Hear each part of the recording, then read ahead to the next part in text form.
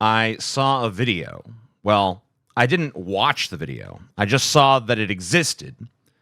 It was called Charlie Kirk is Racist. I was like, yeah, duh. And it was only from 4 days ago. Then I saw another video existed called Ben Shapiro is Racist. I was like, yeah, duh. That one was from 4 months ago. No offense to the creators of those videos, but aren't we kind of past this point? 10 years ago, the term racist still carried a sting in some circles, but I see posts openly adoring Hitler with over tens of thousands of likes on Twitter. Not surprising, given the ownership. Racism is pretty much normalized at this point, which is probably why so many liberals and lefties freaked out about the stupid American Eagle jeans ad. You know, the one where the blonde-haired, blue-eyed girl brags about the inherent superiority of her jeans, which was always the plan with that ad, by the way. It was designed to do everything it's done. Make the left go, what the fuck? And make the right go, shut up, snowflakes. America is healing. Because these days, the best way to get people talking about your brand is to have it be at the center of some stupid, brain-dead discourse. And yeah, I could point out that the right literally freaked out when every evil corporation under the sun was waving a rainbow flag, or when M&Ms changed the female M&M to be less sexy, or when Bud Light sponsored a trans woman in a 15-second ad on TikTok, I believe it was, or when Nike stood by the kneeling athletes, or when there was a half-second lesbian kiss in a Disney movie, or when Dr. Seuss got canceled for books that no one has read since the Truman administration, or, you know, when Mr. Potato Head dropped the Mister, or when Aunt Jemima finally got sent to the brand retirement home, or when Target had a pride section, or when Oreo tweeted, trans people exist, or when Chick-fil-A's CEO said something vaguely pro-Black Lives Matter and the right acted like he had basically converted to Satanism, or when Gillette ran that toxic masculinity ad and suddenly every conservative man-child online was swearing they were going to, shave with a rusty pocket knife instead, or when Starbucks put Happy Holidays on their cup instead of Merry Christmas, or when Cracker Barrel put a single plant-based sausage on their menu and their Facebook page turned into a civil war, or when The Little Mermaid was black, or when Lego released a rainbow set, or when Kellogg's put cartoon characters from multiple cereals on the same pride-themed box, like it was some sort of, gay breakfast orgy, or when Mr. Beast had a trans friend, or when Barbie was a box office hit, or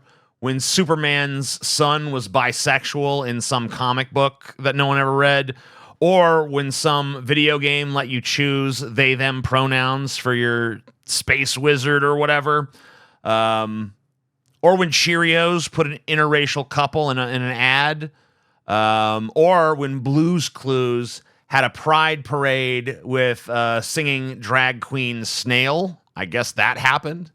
Or when Frozen didn't give Elsa a boyfriend, or when Miss Universe was trans, or when a library hosted a drag queen story hour, or when a Sesame Street Muppets mom was in recovery for addiction, or when Peppa Pig had a same-sex couple in it, or when there was a Protect Trans Kids flag in a Spider-Man movie, or when Velma was gay, or when Captain America was black, or when the new Star Wars movies had a female lead, or when She-Ra wasn't drawn sexy enough, or when Thor was a woman for one storyline one time, or when James Bond might not be a white guy someday. I could point all that out. I could point that all out, but I won't, because that would just be petty. Speaking of petty, or when Tom Petty pulled all his music from Spotify because they gave Joe Rogan a $100 million megaphone. Remember that? Well, actually, it was Neil Young. But Tom Petty makes the joke work, because I can describe myself as petty. Can't really describe myself as young. So anyway, back to the premise. Racism is pretty normalized at this point. I'm not shocked by that, by the way. Even back in the ancient times of, a few years ago, when being an open Nazi was like still enough to get you canceled, even back then, racism was rampant. It's just that racists were a little bit more scared to espouse their racism in public. They had to talk in codes. In the South, where I grew up, a lot of times the code was something like, oh, there's a lot of Democrats in that area. That meant there was a lot of black people. And then there was the classic, I'm not racist, but, I'm not racist, but, which was always followed by something racist. I think that this strategy of just making racism taboo was never really a great idea for how to deal with the problem, because it never really confronted racism, so much as it just made racists hide their racism until they knew the coast was clear. I don't know if you've taken a gander around lately, but they ain't hiding anymore, guys. We have reached a point where if a woman calls a child the N-word, people donate hundreds of thousands of dollars to her. That never would have happened 10, probably not even 5 years ago. And I don't think we're better off for that. A while back, I was in Amsterdam. And one of the biggest culture shocks I experienced there was seeing the white Dutch and the darker-skinned immigrants just be openly racist to each other's faces. And it felt healthy. Because here's the thing. In America, racism kind of just comes in two forms. It comes in the form of the total bigot who screams racial epithets at the top of his or her lungs with unrestrained, uncontrolled, utterly depraved anger, shaking violently all the while. And that's, even today, still the vast minority of racists. The much more common form of racism in America is this passive-aggressive racist who talks big when they know they're safe, but then clams up when minorities are actually around, or at the most they say things that are sort of, suggestive of racism, but not overt, like, you're this, you're bad. But what I saw in Amsterdam was neither of those things, and my American brain really couldn't process the kind of racism I was seeing. Because what it was it was just catty. The Dutch people would tell the immigrants that they were a bunch of whiny losers who were ruining the country. And the immigrants would tell the Dutch they were a bunch of insensitive assholes. They lacked basic human decency. They weren't worth a shit. And that sounds bad when I just say the words. But the thing is, the way they talked to each other was with a tone more of annoyance than outright hatred. It almost seemed kind of loving, oddly flirty quality to it. Almost like two friends pointing out each other's foibles. Now, that was about a decade ago. I don't know what their current paradigm is. Maybe it's the same. Maybe it's gotten bad. I'm not sure. I'm not there. But in that moment, it felt like they had figured out racism better than us. They had come to realize, at least on some subconscious level, that racism is never going to be down to zero, so why pretend? Why act like it's not there? Ignoring it doesn't make it go away, just represses it. And we're in a very odd place in America right now, because in our entertainment, racism has all but vanished. Racial stereotypes scoured from TV and movies. Apu was canceled. Virtually every non-white cartoon character once voiced by a white person has been recast with a person of matching ethnicity. Many once white characters have been race-swapped and replaced with more representative versions. Classic films are now often prefaced with disclaimers telling us all about outdated depictions and so on.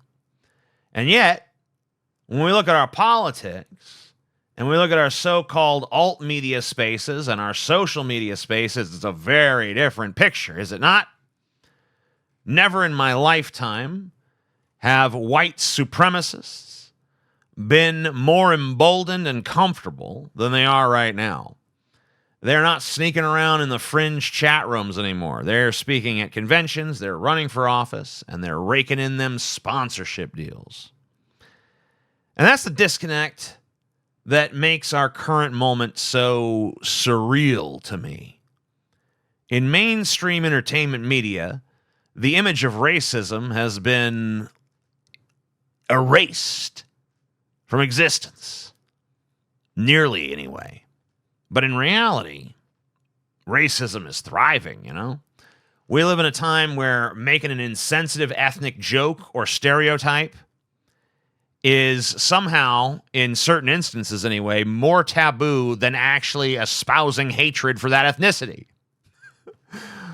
I think that when you tell people that every racially charged joke and every chuckle that they have at a crude ethnic stereotype is racist, you don't end up curbing that behavior. You just make them comfortable with the label of racist.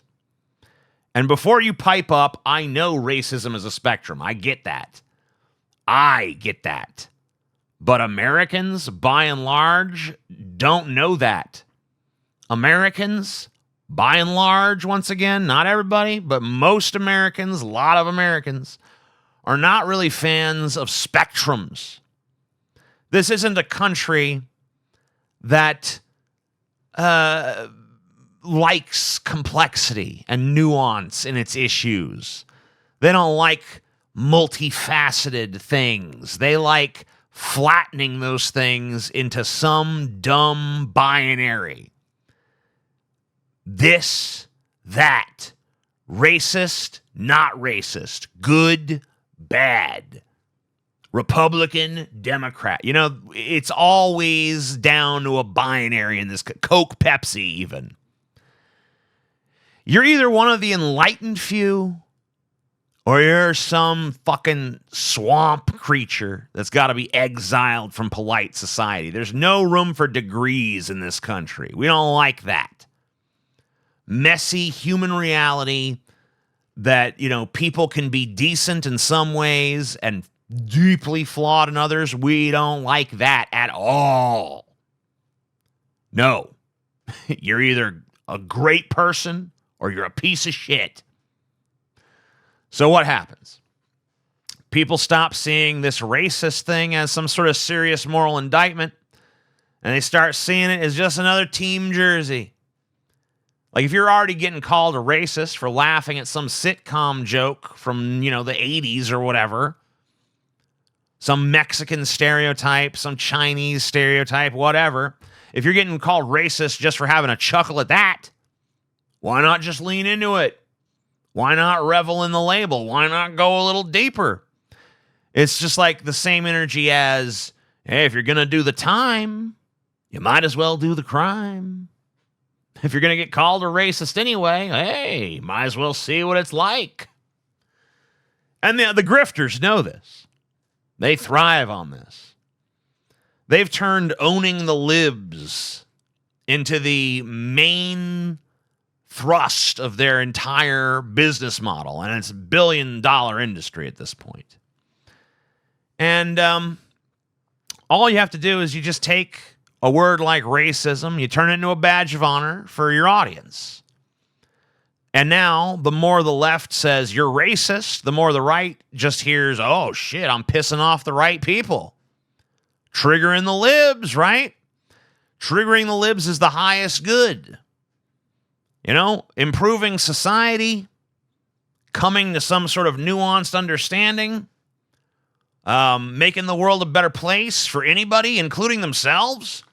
Fuck that shit. That's not what it's all about. It's about pissing off the enemy. And so, if the enemy likes to throw the word racist around, then racist is a good thing. And that's how we've ended up here in this bizarre cultural moment where a clumsy joke about an accent will tank your mainstream career, but marching with a little tiki torch and chanting, "You will not replace us," or storming the Capitol, you know, that shit'll get you an invitation to speak at a conservative conference. The social cost for performative racism in pop culture, mainstream media, has skyrocketed. But the cost for actual racism in real life has essentially cratered. That is a hell of a trade-off that we've made. And I don't think we're winning.